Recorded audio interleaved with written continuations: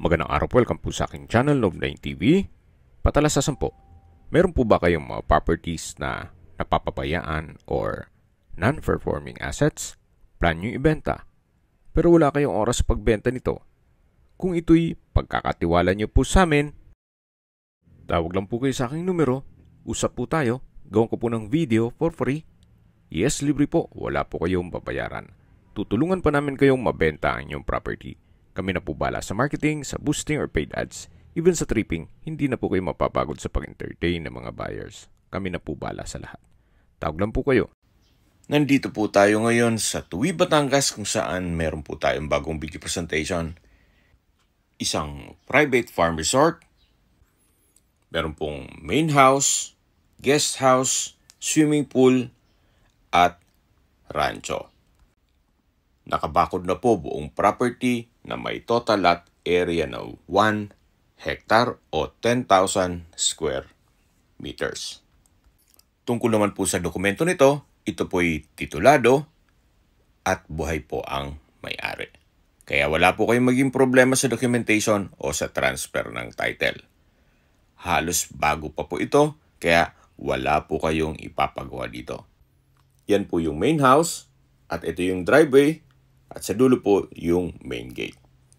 Mamaya po, ikutan natin yung main house.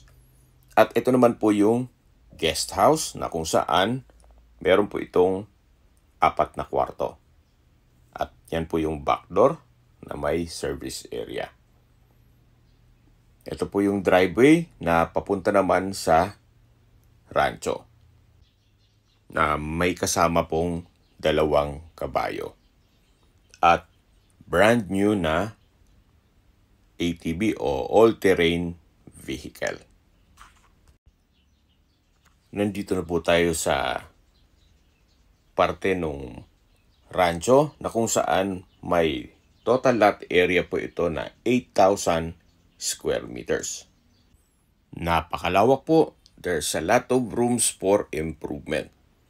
So, pwede nyo po ito gawing events place o resort.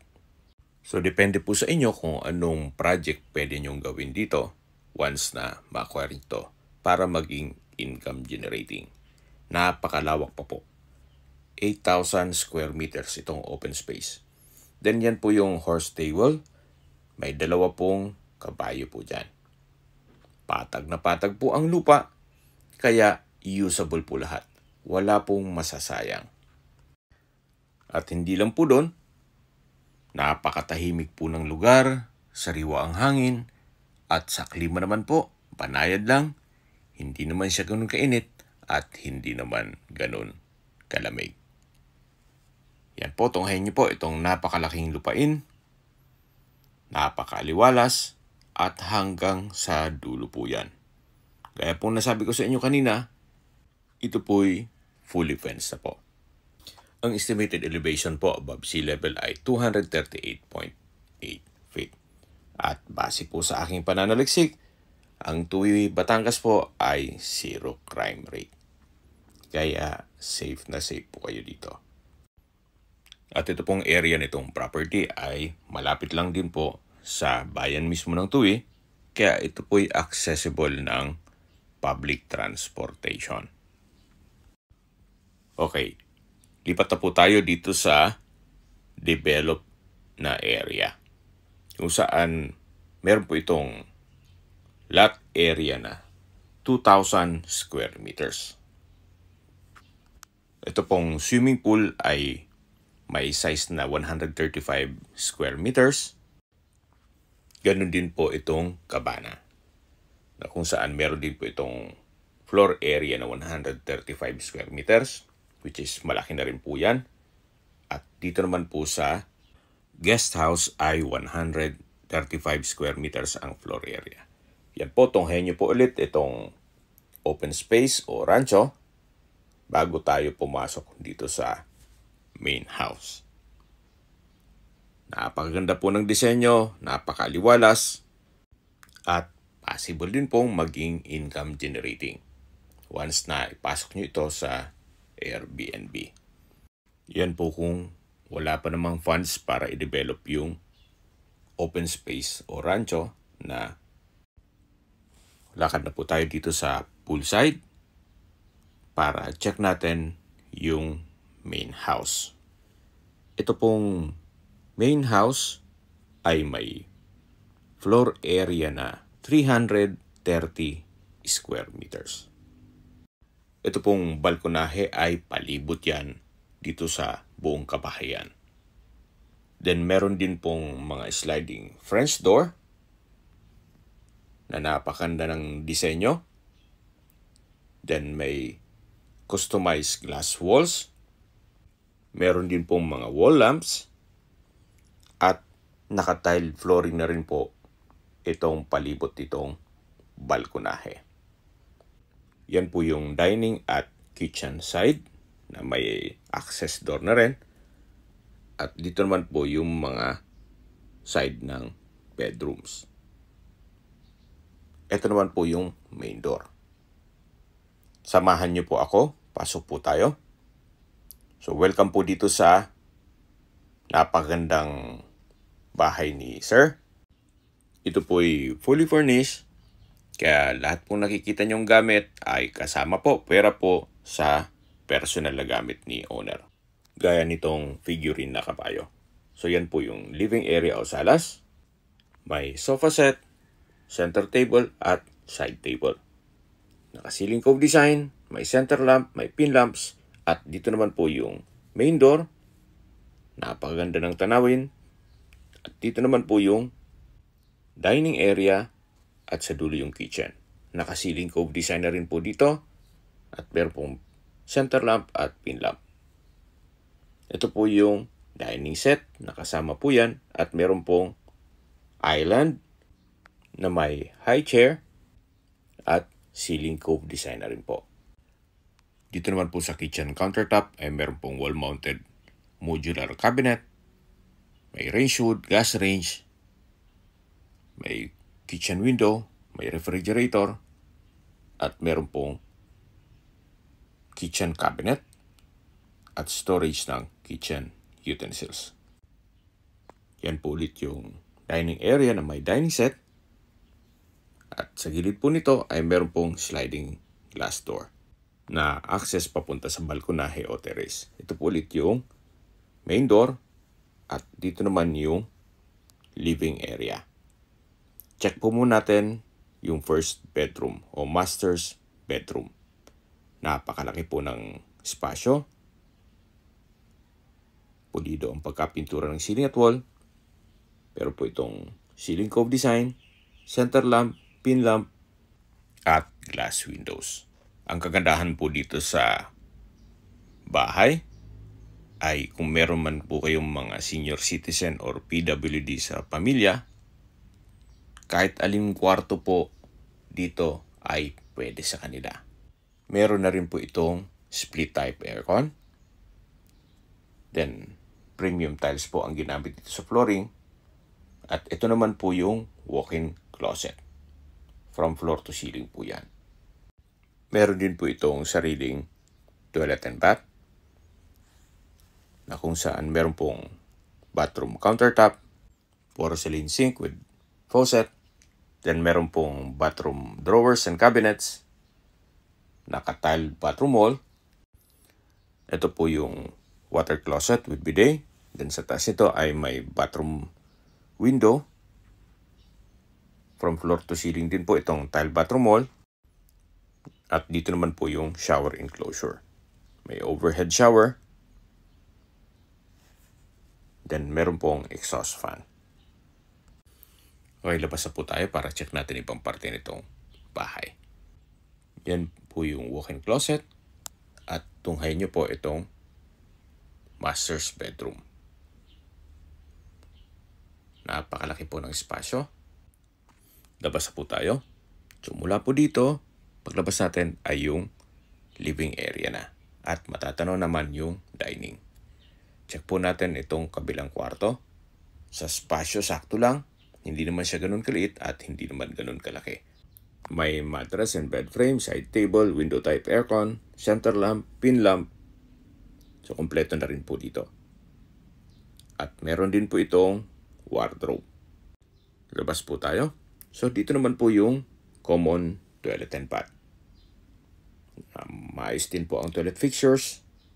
May bathroom sink, water closet, naka-tile bathroom wall, may exhaust fan, shower enclosure, at overhead shower. Meron din pong maliit na bathroom window. So ito po yung common toilet and bath. In between nung dalawang bedroom. Yan po, tunghayin niyo po ulit itong living area. Open concept lang po ito. Walang partitions, kaya maaliwalas. Natural stone design po itong wall. At dito naman po yung dining area. At sa dulo yung kitchen. Na kung saan galing na po tayo dyan kanina. At ito naman po yung third bedroom. Malaki po ang espasyo. May center lamp, pin lamp, meron pong glass window, bed and mattress, window type aircon, may side table, meron din po itong wardrobe. At dito naman po yung sariling toilet and bath na kung saan maayos din ang toilet fixtures, may bathroom sink, water closet with bidet,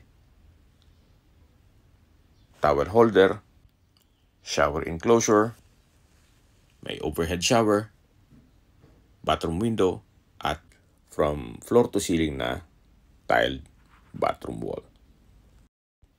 So ito po ang toilet and bath ng third bedroom. So labas po tayo para check natin yung kabilang kwarto. Paglabas po natin ay meron po ditong drawer, then vanity mirror, at dito naman po yung fourth bedroom na kung saan malaki din po ang espasyo nito. Meron pong dalawang glass window, may window type aircon, may center lamp, pin lamp, TV stand and drawer. Meron rin pong mga outlet sa gilid nito. Then pulido po ang pagkapintura ng ceiling at wall. Meron din po itong wardrobe. At meron pong sariling toilet and bath. Maayos din po ang toilet fixtures. Meron pong bathroom sink, water closet with bidet, shower holder, shower enclosure, naka-tile bathroom wall, overhead shower, at meron pong bathroom window. So ito po ang toilet and bath ng fourth bedroom. Lalabas na po tayo para check natin yung ibang parte nitong property. So mula po dito sa fourth bedroom, matatanaw natin yung third bedroom na kung saan dyan na po tayo galing kanina. At dito naman po yung dining area at formal kitchen. Meron pong mga glass walls, then sliding doors sa palibot nito. Kaya napakaliwalas po. Yan po yung living area. At dito naman po yung main door. Paglabas nyo po, napakaganda, napakaaliwalas. Matatanaw nyo yung swimming pool, cabana, at yung guest house. Bago po tayo lumipat sa guest house at sa cabana, ikutan po muna natin itong balkonahe. Palibot po ito. So, meron pong tubular railing. Then, dito po sa kanto, meron pong wall-mounted lamp na kung saan paikot din po yan. Ito po yung window ng master's bedroom. Itong side na to. Then, dito naman po yung driveway. Pag diniretso po yan, papunta sa rancho. Yan po yung main gate. At driveway papunta naman dito sa garahe.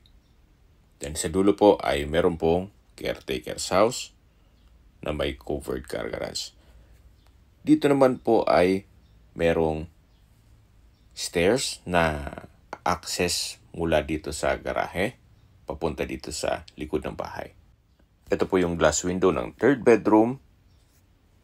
Then ito naman po yung fourth bedroom. Yan po yung tinutukoy ko na caretaker's house na may covered car garage at dito naman po ay meron pong 2 meter setback. At yan po yung pump room. Katabi lang po nito yung shower area. At next na yung kabana. Yan po, nakaikot na po tayo dito sa balkonahe. At ito na po yung glass wall ng kusina. Then ito naman po yung sliding glass door papunta sa dining area. Then yung main door. Balik po ulit tayo dito sa harapan ng bahay na kung saan matatanaw na ulit natin yung swimming pool.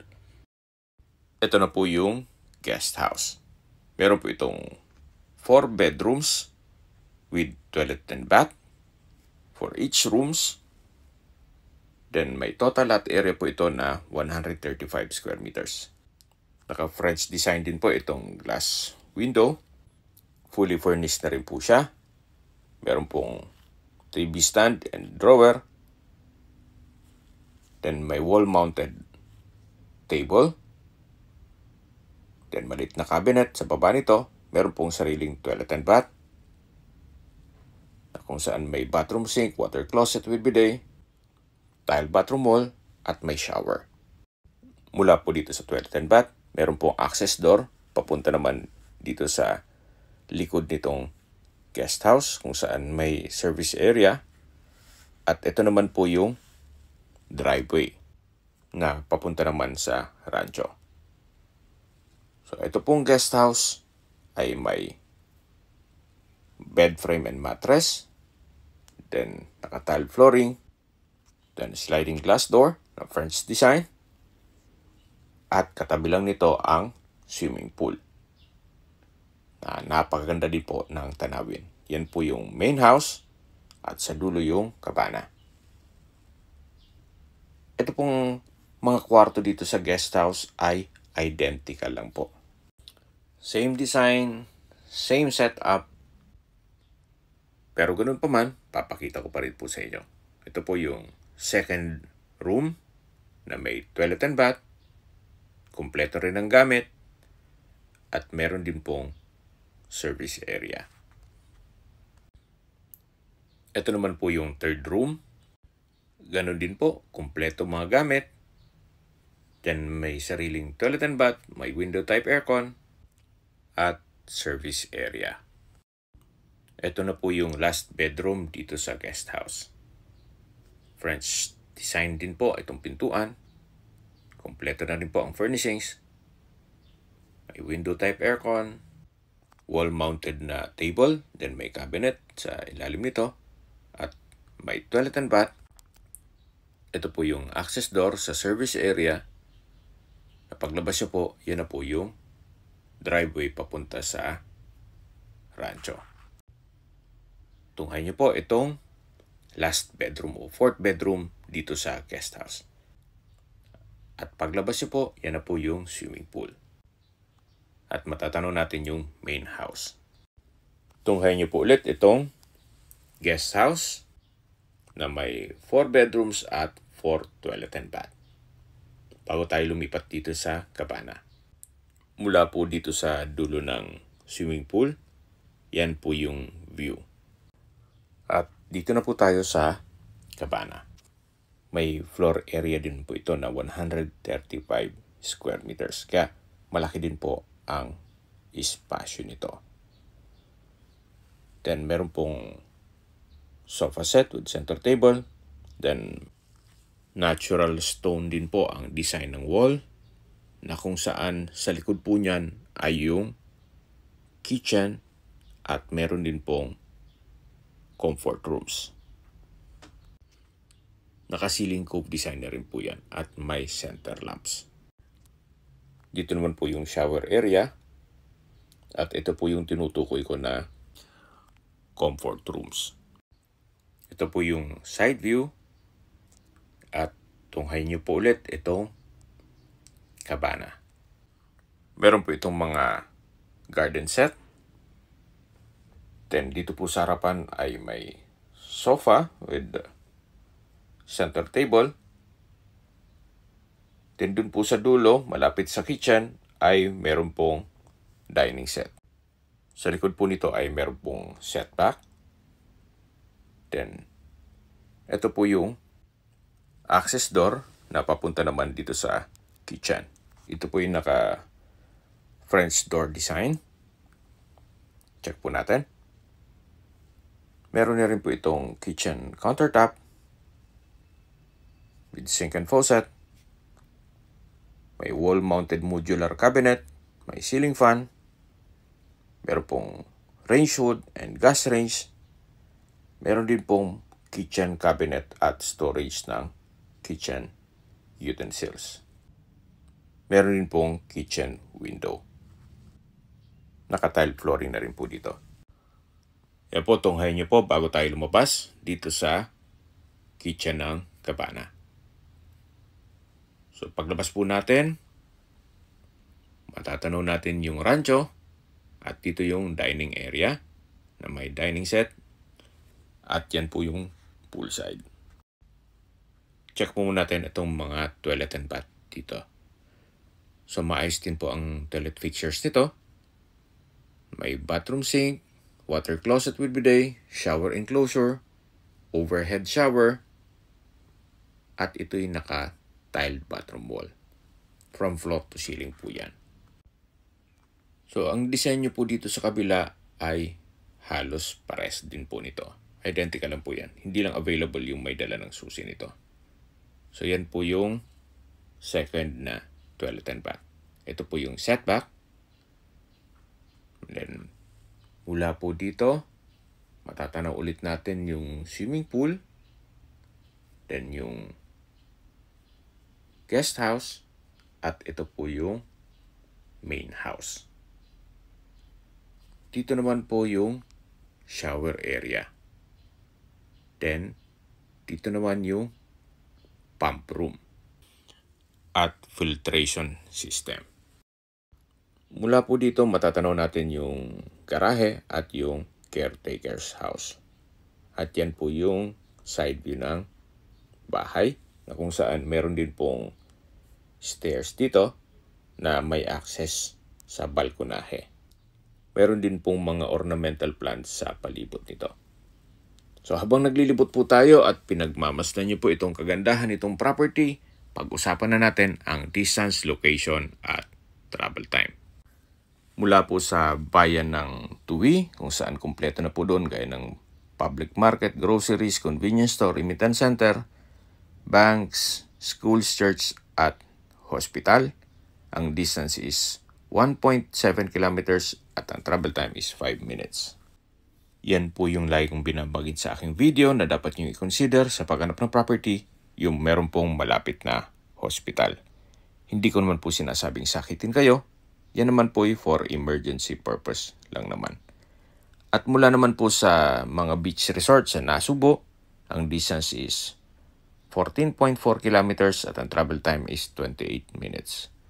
Mula naman po sa Calaca Port, ang distance is 18.4 kilometers at ang travel time is 33 minutes.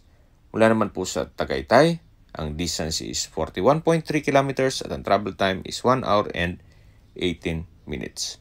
Kung manggagaling naman po sa Manila o sa airport, ang distance is 101 kilometers at ang travel time is 2 hours and 24 minutes.